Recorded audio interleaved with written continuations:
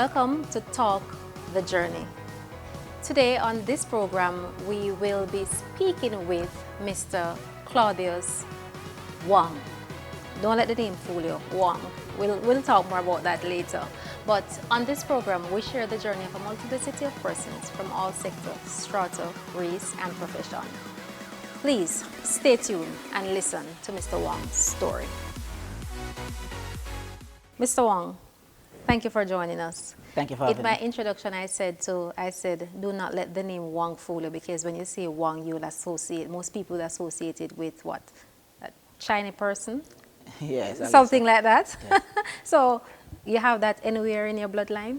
Yes, well, as you know, we're in Jamaica, and the motto is out of many, one people. And I would Right. always say to people that it's out of many, one people. You see, my great-grandfather came from China, but he did not stick to the Chinese rule. You understand that hidden rule, whereby Chinese did Chinese. Instead, my grandfather, you can say already that he wasn't a racist. Right. So he met a young lady, her name was Broomfield, and that bring forward my grandfather. All right, so since we're there, let's just dive into it. Who is Claudius? Wow. Well, Claudius is a Christian young man who is multi-talented because of the will of God. All right, so Claudius is for some, Claudius is a minister, a preacher. For some, he's a gospel artist. For some, he's the coach. For some, he is the teacher.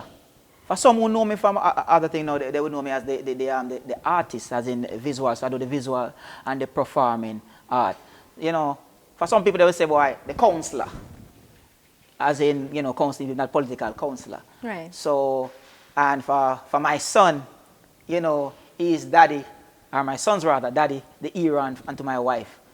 That's who I am to those individuals. So Claudius Wong is different things to different people. To different people. However, they are all good things, I hope.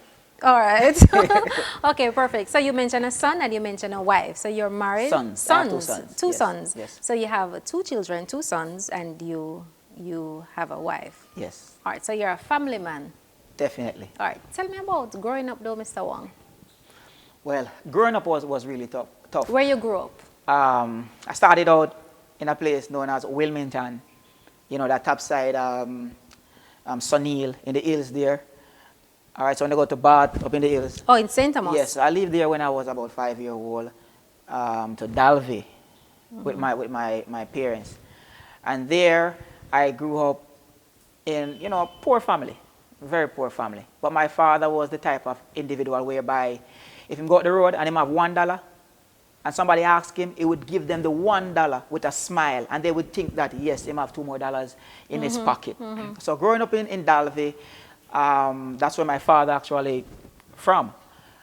The name Wong now, it was a kind of thing whereby, your name Wong and you're black. So initially, didn't want anybody to really know that my name was Wong. But You didn't want anybody No. to know that your name No, was but they would classify me, they would say, oh, he's the son of the good one. Because So- some of us would have been cocky. Okay, so that's what I was trying to understand. So you have what, good Wong and not so good Wong in the family? It's just how they put it. My father now, he would embrace everybody. That's my cousin, that's my this. While my grandfather would be a little bit, he would isolate himself and Why so? and portray himself as if, he's not from the community. And that's where born and grew. I don't know exactly why. But growing up in the community now, persons really embrace me because they say I have manners. And that's the good thing. Right. So growing up there, I attended Dalvey Primary School. My father was a politician and he was a baker. He make patties. And from a tender age, I used to make like sweeties, take to school. We used to have one they call rock and roll, make from coconut, and one they call buster. I always have to ask my mother to help me to cut those because they say when I'm cool, trust me. Hard to cut. Man, and tougher than rockstone. And so with that now, by 12 years old, I was now in the bakery making patties. Wake up 3:30 every morning. While attending school? While attending school. So 3:30 in the morning, waking up, making patties. My job was actually to prepare the dough. And I'm mixing 20 pounds of flour at once. So you think about that. That's all of that before school. And sometime in the evening I have to mix some and put on the fridge, and then I mix some more. Then on the way to school, before I get to school, I have to ride my bicycle at times to neighboring communities such as Duckens Field, Barking Lodge, and places like those. And then now, to sell before I deliver them to the shops. Okay. And then now I will take about 100 and something patties again to Happy Grove region here, to Flatgrass region and Hectares River. 100 and something patties in total. You went to Happy Grove High School? Yes, I attended Happy Grove High School. So let me ask you about your earlier years in school. What was school like for you? Well, I was a slow learner. I started out as a slow learner. There were some challenges there. And so I started out with 34 average. But let me tell you something. I always climb. I remember my second average was 36. And then I went to 40 something until eventually I became an average student. By the time I'm supposed to, by grade 9, I was an average student. But so an average of 36 and 40, that's really low. Yes, but by the time I'm in grade 9, I'm averaging 50 something. Right. There, so those grade kids. Grade 9 at Happy Grove? Yes, those kids that were averaging 70 odd when they started out, good, they are 50 odd with me. And you know, because the more you go, actually average should drop. So when I'm in grade 10 now, I'm going 60s. When I go to college now, they think I'm a genius. All right, so tell me now, tell me about your earlier years first in school. You said that you were a slow learner. How did that affect you psychologically? How did you feel among other students who were getting average of 80s, 70s, 90s, or even 100 while you were at, say, 36 or 40? How did slow learning affect you? You see, affected you? It's funny, but when I was attending primary school, they didn't classify me as a slow learner. It was when I was in grade 9. I think at primary school, maybe they see me as being average, but I struggled in terms of reading. For most of it now, it was accredited to spiritual difficulties. What does that mean? It means sorcery. I don't know if the person will believe it, but as a young man, because my name was Wong, you know, this person claimed that I should never be brighter than her child. So they took my book and they did what they're supposed to do. And I came back to school one morning after many days, and I found my book there waiting for me. That's when people said, don't lend anybody your book or your pencil. Yes, I didn't lend anybody my book. Because it's really funny. I did that in basic school. That's what I should have said. Where I lived first, there was no basic school. So I started in grade 1. So you believe that your book was taken to do some sort of witchcraft and that affected your learning? Yes, they did it. And I truly believe it because my father decided that he had to, you know, take me places. And he did. And I remember him going to somewhere and I followed him, but I didn't know where he was going. And when he approached there... When he said take your places... I mean, sorcerers. What are sorcerers? These are people that...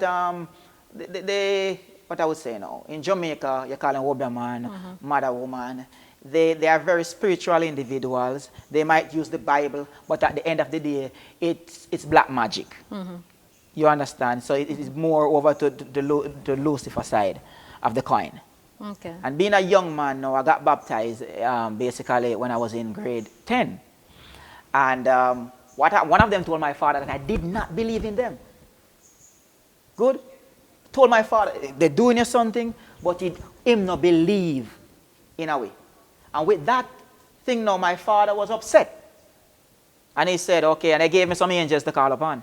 And God did something amazing. I don't understand. He gave you some angels to call upon. Yes, they said it's angels. They give you some names and they want you to read the Bible.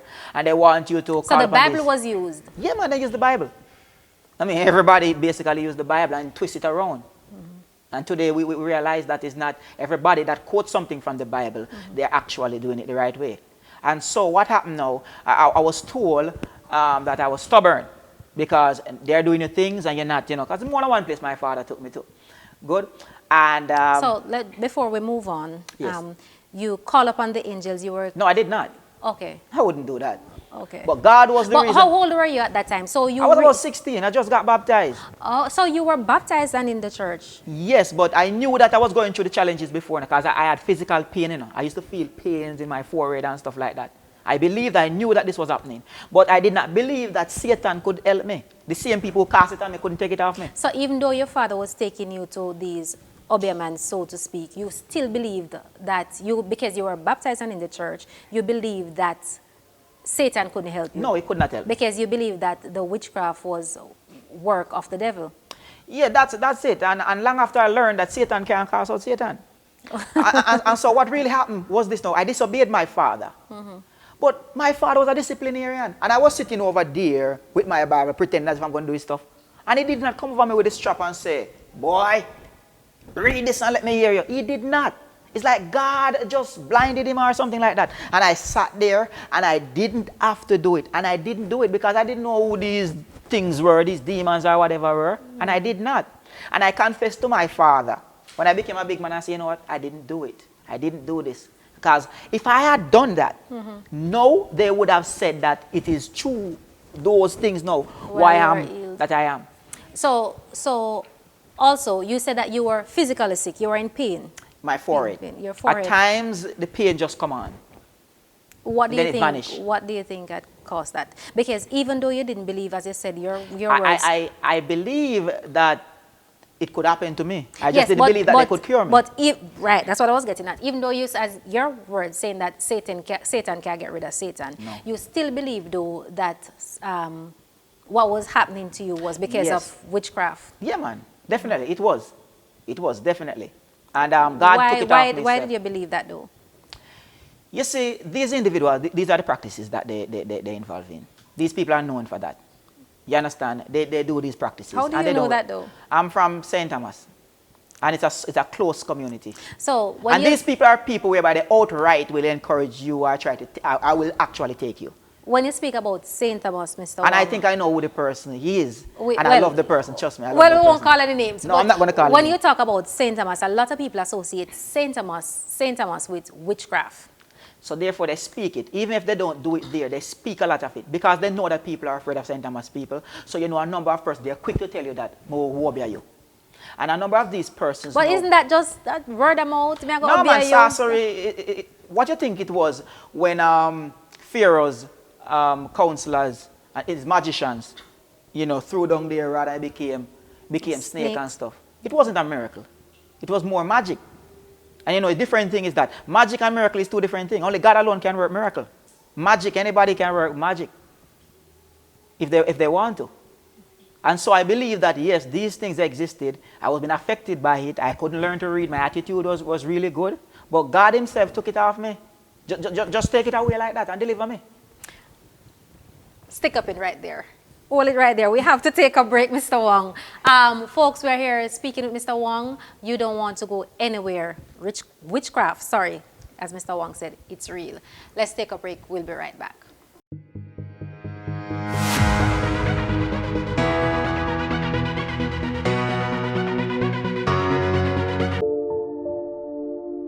Bloom Care Center offers residential and non-residential geriatric and recuperative care. We're focused on improving and maintaining the health and wellness of our clients. Registered with the Ministry of Health and Wellness, we're located at 130 Moonlight Bay, St. Margaret's Bay, Portland, Jamaica, West Indies. Our settings are salubrious with well-trained staff and attention to details. Contact us at 876-913-3247 and 876-368-1493. Email us at bloomcarecenter@gmail.com. Follow us on Instagram and Facebook. Let us help you care for those you care for.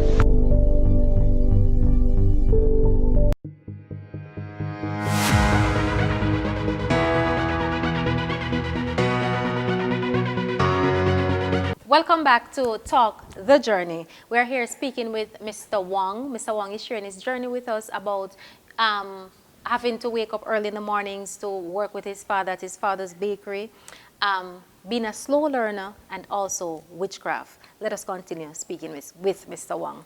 Mr. Wong, so we left off at witchcraft thing. Yes. Have you ever seen a spirit, what you call, well, a ghost? Have you ever seen anything like that? All right, one of the things that persons don't really understand, and some people think it's just a myth. Persons go to sorcerers, you know, and take home spirit with them. Sometimes we have a turn back blow, as what we say. It's because somebody, according to them, they're sending some form of spiritual being somewhere, and for some reason, it encounters some form of difficulty. And then now we go back to the person who actually sent it. And DJ Nicholas said back to the sender. You understand? So with this now, I've seen my father actually get it. According to my father, you know, from him now, I do nothing for hurt nobody, is okay, you know. And he had a number of us. And he thought that something was wrong with my sister, but he didn't realize it was How many children, sorry, your father had? 20-something kids. 20-something. All right, continue. 7, actually 6 alive with my mother. And so my father was that kind of character, and he grew up in the rapid kind of thing, yeah? You understand? So, but being a rapid or in the revival church, it doesn't necessarily mean that you're Obia man or Obia woman. no, but I don't know apparently how him grew up. Him grew up introduced to these things. I didn't grow up with him in terms of when he was a child. Okay. And so what happened now, he was like this now. I'm not doing anybody anything. I am going to help myself. So that justified, he felt as if, you know, those people, God help those who help themselves. Right. So he was just there to take care of his little son. He's not going there to hurt anybody. It's still wrong, but that was what was in his head. You see, the thing, one of the explanations I was given to him is that now, my father and I were pretty close. And it caused jealousy even among my siblings and stuff. My name Claudius Wong. That's what my father's name was. Oh. You understand? And so that really, I was the perfect candidate for such thing. Because you are Claudius Wong. You understand? Oh, dare you to be brighter than my child. Good? But it's amazing. Thank God for that experience. Okay. Because now I can speak. All right. Still not finished on that topic just yet. I asked you earlier if you have encountered spirits. Oh, yes, I did not answer you. Right. But, so, yes. So I've seen, you know, my father, you know, going out and for protection now, they would say, okay, do this, do that, use rum and sugar and water. That's why they would come in and stuff. I realized that one of the things that they love to feed them with. They would use even marijuana, you know, to summon spirit, you know. The man used to smoke, they use marijuana, and they use sugar and water and rum, and they would set it up. And you would literally see the things. I'm not talking about evaporation, anything at all like that. I'm telling you, literally, they put the feed there, the rum and the sugar and water, and someone and they would come and drink it. Who would come and drink it? Whatever spiritual being. So, help me to understand this, Mr. Wong. The spirit comes up, drink. No, you Does don't. it look like the spirit? No, look you like don't see me, the spirit. You see, what there are happened? rules, you know, there are rules. You see, they would have glass, and they would warn you. My father said, don't look in that glass. A glass that you're drinking or a mirror? No, there's a mirror. There's a mirror.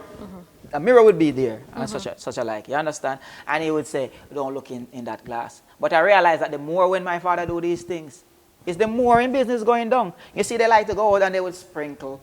You know, they go out and you see people know the business place and they sprinkle it. Sometimes they go and they purchase stuff and whatever it is in it. And they sprinkle, so them run with demon.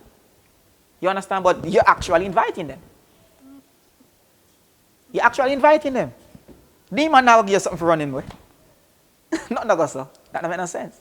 So, all right, take me back to the spirit coming and drinking whatever is set there for them, or as you say, they use marijuana and they use rum. Yes. Is it that you literally see nothing in the glass, or Yes. what is they there call them by taken? name. They call them by name. They call the spirits by Yes, name. they have name because you go there, you know, it's like, remember just use this term, layman speaking, you rent this spirit then. Yes, so I'm assuming when people say they sell them soul, I assume so that's what it is. So these kind of demonic spirit or whatever they be, you know, you take them home. But after a time, apparently they return. So they will tell you how to summon them, how you communicate with them. And they should somehow provide some amount of protection for you. The spirit should provide protection? Apparently. That's what they're thinking. Wow. Good, but I did not share that kind of, even though I knew that that was happening, I did not share that. You understand? It wasn't my thing. I felt, when I realized that it wasn't God's will, even when I wasn't a Christian, it wasn't God's will, why I was how I was, I smiled. And I said, okay, God, and I know you're going to fix it. Yes. Because that's your will. But then you said that you're a Christian and you believe in God, but then you still do believe in spirits. Yes, but I wasn't a Christian when that. No, of course, spirit exists. The Bible says God is a spirit. And those who worship him must worship him in spirit and in truth. Okay. But there are other spirits out there. Okay. You understand? So that is the reality. You see, the funny thing about it, you see, the people say that like they are more spiritual people, like Christians. They are the ones who claim that they don't believe in other spirits. And many times they are the same ones that end up where the so-called people say that they are sorcerers. Because I saw a young man. They're the same one that will end up at the Obeah At the sorcerers, yes. Because I saw a young man and I was talking to him. Why are you in that Freemason ring? I mean, take it off so and so. And he would say to me, Mr. Wong, you know, you can talk to me, you know. I will listen to you. But Mary Jane and John Tam can't talk to me because I play drum there. And he would say what they do, they set up the thing. Sometimes you will see, they will have pictures there, set up and stuff. And he will play the drum, they set up away. And he play the drum, and whether somebody get hurt or somebody get delivered, that's what happened. So you can play the drum to hurt someone? That's what the person who actually do it tell me. So what about, okay, so you may not have much info then on this, but I'm going to ask anyway. So what about the Maroons? When they beat the drum, they're inviting spirits? Well, there's one thing we know. Maroons normally talk about ancestors and the Africans, and ancestors are your dead relatives. Okay. So that much I can tell you. And you remember that they have this kind of thing, especially when they come in, you communicate with your relatives, dead relative that is, to do good or to do bad. So whether it's true or false, that's what they claim. All right, you spoke about Freemason and the ring. Is there a difference with the Freemason?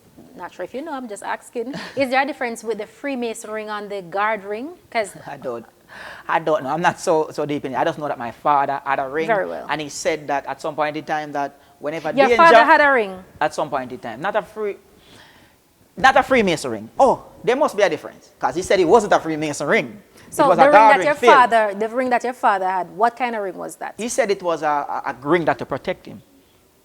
How can a ring protect someone? I was on Facebook just the other day and I was seeing something and this lady was talking about something, I don't remember what it was, that she wore, a bracelet. And it's some Chinese stuff. And she's like, when she wore the bracelet, she was getting, you know, she get rich and everything, and she lost the bracelet. And they were doing this advertisement. And it's some kind of Buddhist kind of stuff. And they said that they prayed over it, and it should, you know, there are things out there that are advertising.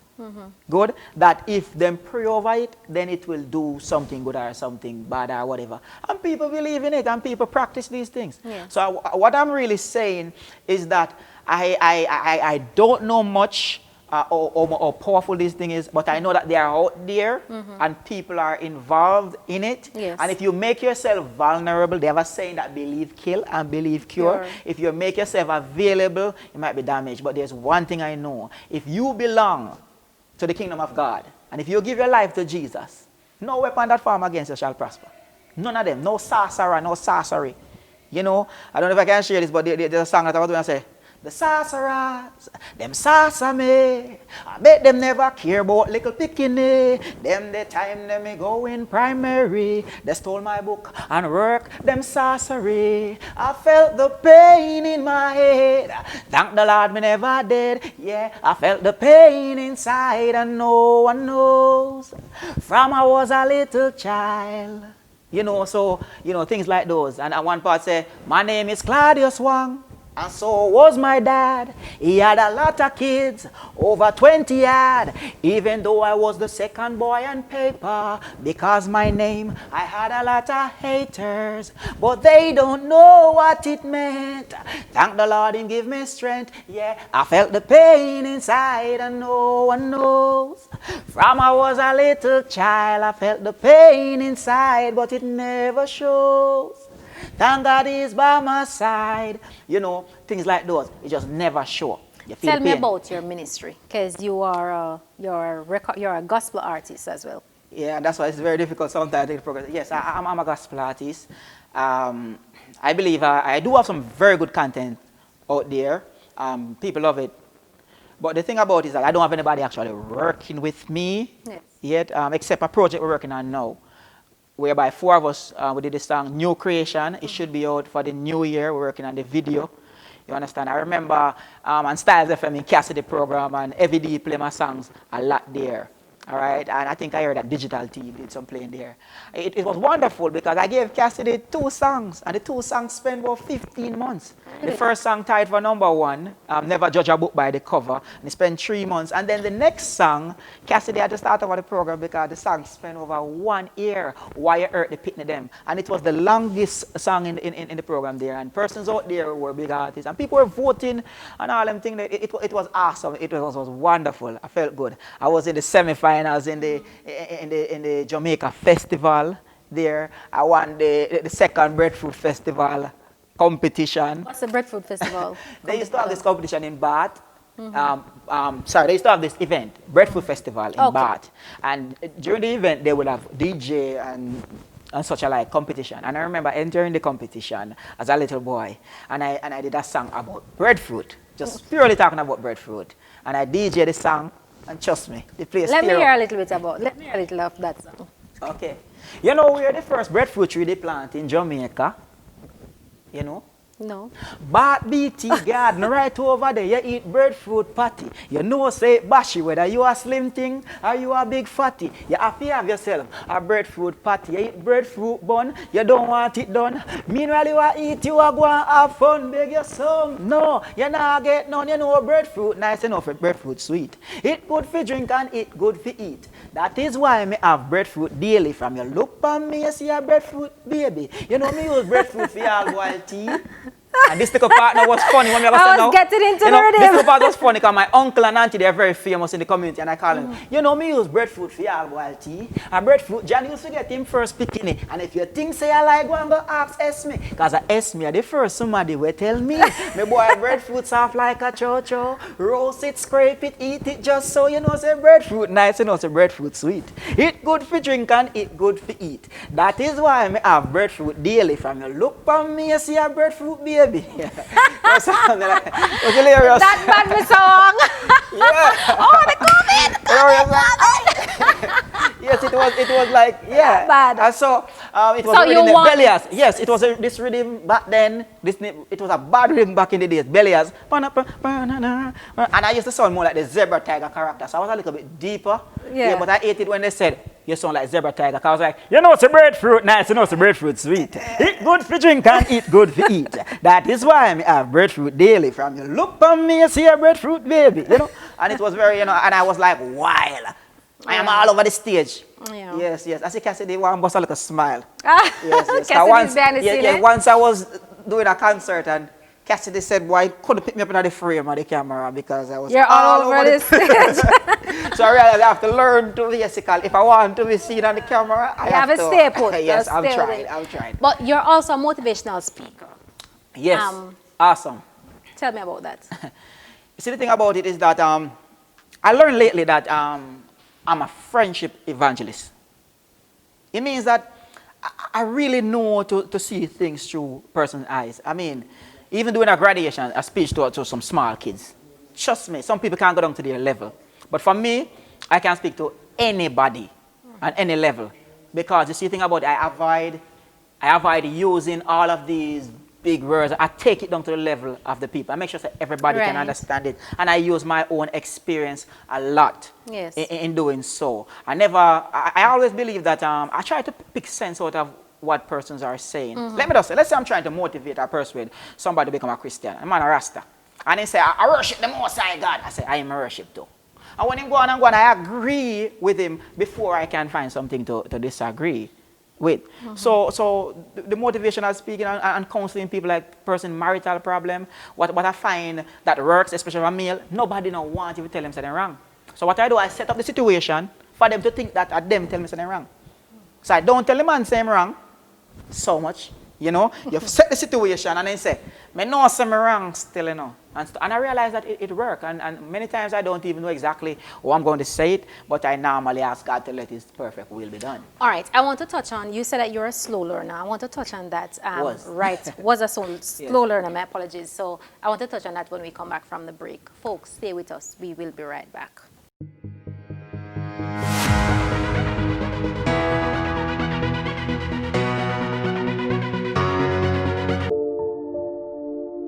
Bloom Care Center offers residential and non-residential geriatric and recuperative care. We're focused on improving and maintaining the health and wellness of our clients.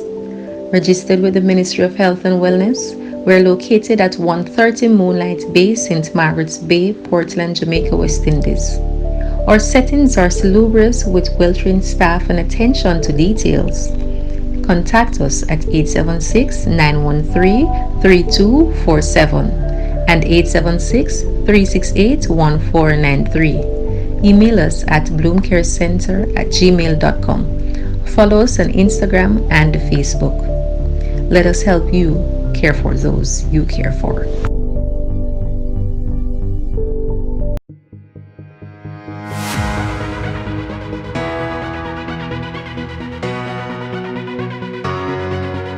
Thank you for staying with us on Talk the Journey. We're here speaking with the hilarious Mr. Claudius Wong.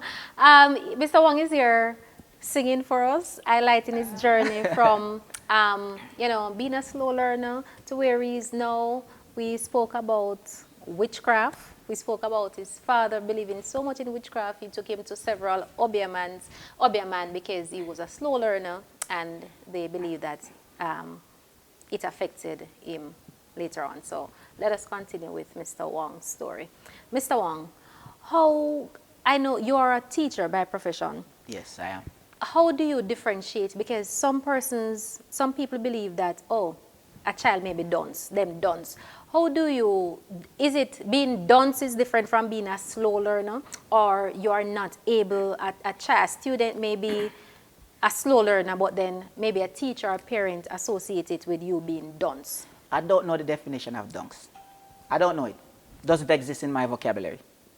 You understand? The only time I do use it is to make reference to my experience in order to let a child know that you can't dunk. So I would say when a child, because sometimes they come to tell you and say, well, sir, me can't learn, me this, me that. I said, you couldn't dunks like me. But that dunks this thing. And if I am here right now, you can make it. I don't believe in dunks. Kids learn differently, and I know that if they're interested. So that's the point, because children learn differently. Yes. And being a slow learner, or maybe your teaching style is just not appropriate for this particular child because he's a slow learner. And then, as I said, some parents or even teachers themselves can't identify the difference between the child being a slow learner and that the child may need maybe psychological help or just extensive help, and they will just discard the child. If can't learn, there's nothing we can do for them. Do you think that should be highlighted, and teachers should try and identify that this child learns differently, is a slow learner, and it needs to, does a guidance counselor have anything to do with, can they refer the child? How does that work? I know, I attended GC Foster College, and I know that we were taught, on the referral process, we were taught to understand that you have exceptional children in the classroom. Mm-hmm. My son, my 5-year-old, has never been to school, and he's having social challenges, and I know it's different. He's very, very smart. He will take a book and he will read it if he wants to, and he will say what he wants to say. Mm-hmm. So I knew, and I've learned a lot even through him.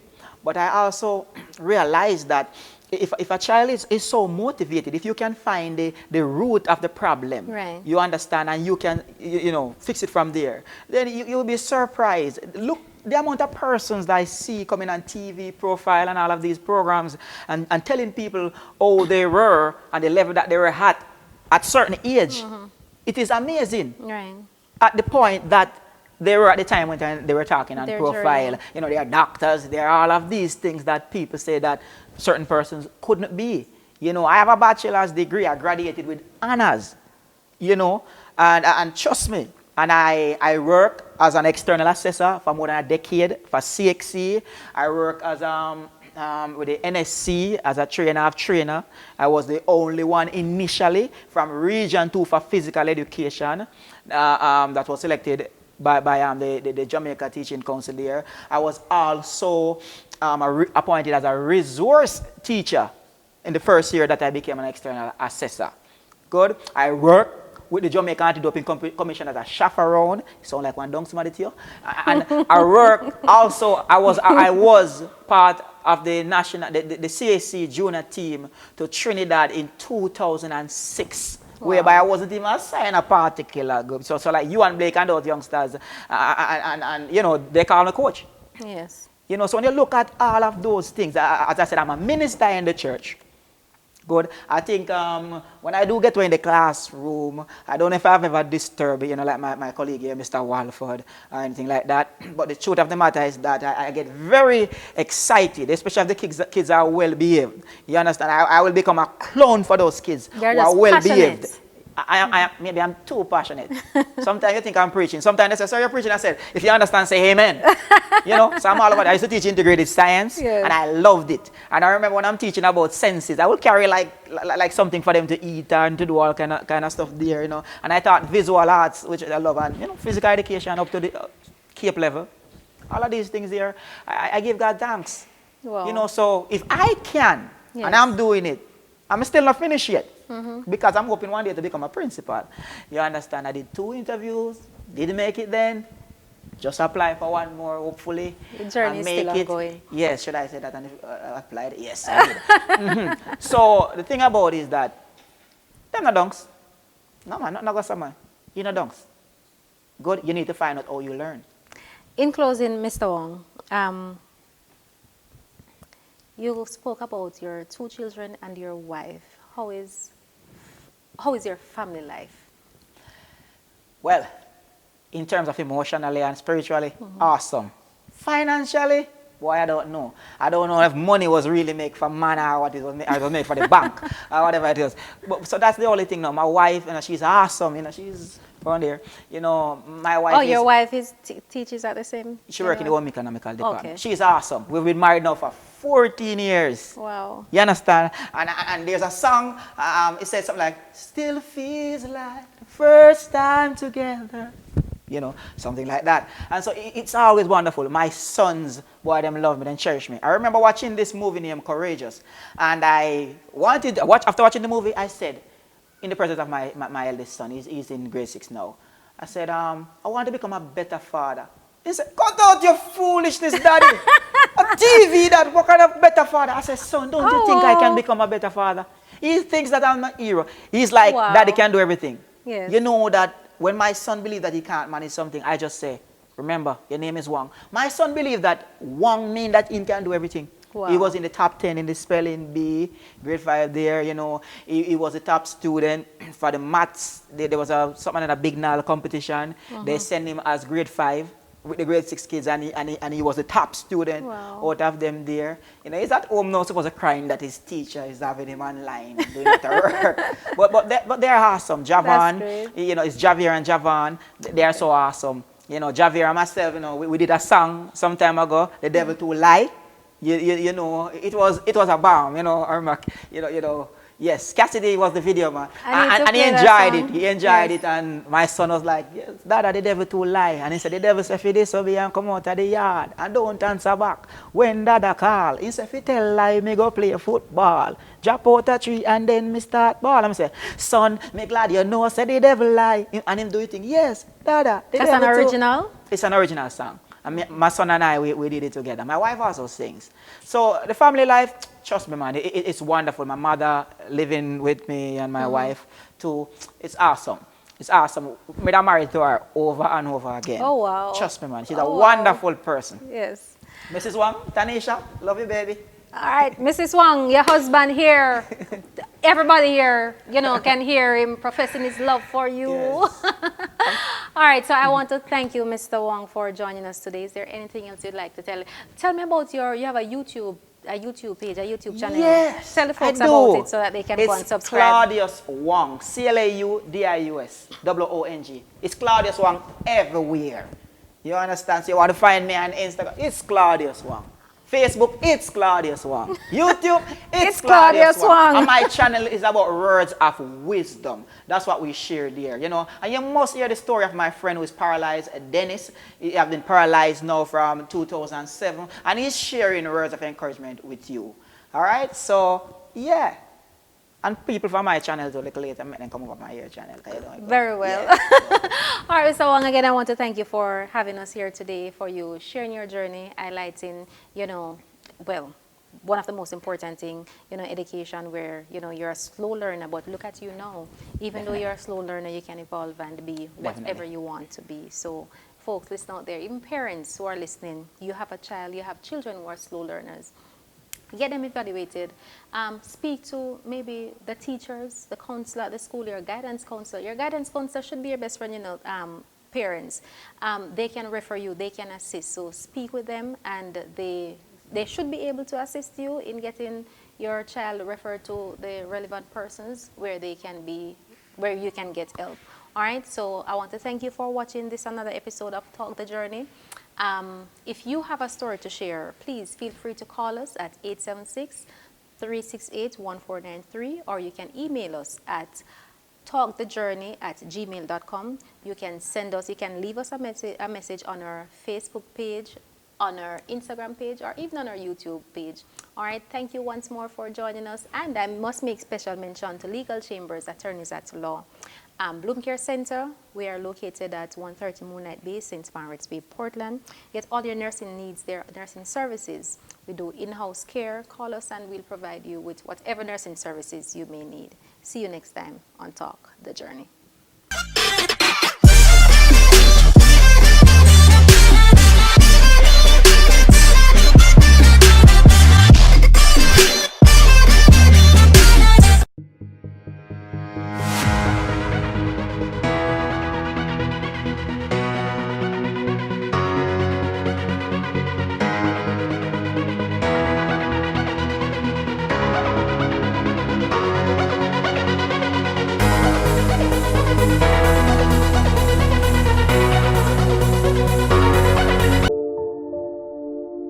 Bloom Care Center offers residential and non-residential geriatric and recuperative care.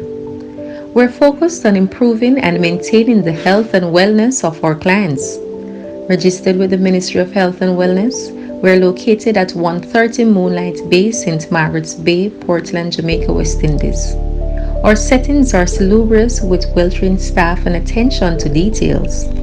Contact us at 876-913-3247 and 876-368-1493. Email us at bloomcarecenter@gmail.com. Follow us on Instagram and Facebook. Let us help you care for those you care for.